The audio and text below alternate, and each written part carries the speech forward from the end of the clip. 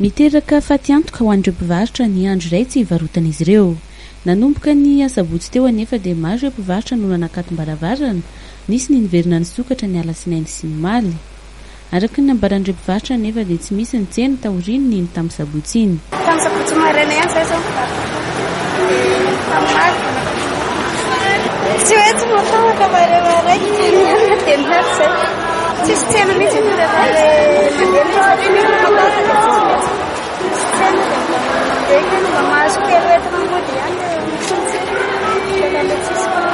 ho an'ity mpivarotra satroka ity ohatra dia nanomboka androany izy no nivarotra.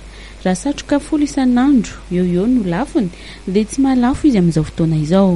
Tsisy tsena mihitsy ilay tamin'ny tsy mahalafo mihitsy nandavanantsotra mandeha nisy tamin'ny grevy izao dia tsisy tsena mihitsy fa tamin'ny tsy misy grevy dia mba mahalafo ihany mahalafo fa tamin'ny grevy tsisy tsena mihitsy. Ny fatahorana no mahatonga ireo mpividy tsy mandeha ny Analakely sy ny manodidina amin'izao ka mahatonga ny tsena tsy misy hoy ireo mpivarotra, ary fatiantoka kosa nefa no aterak'izany ho an'izy ireo.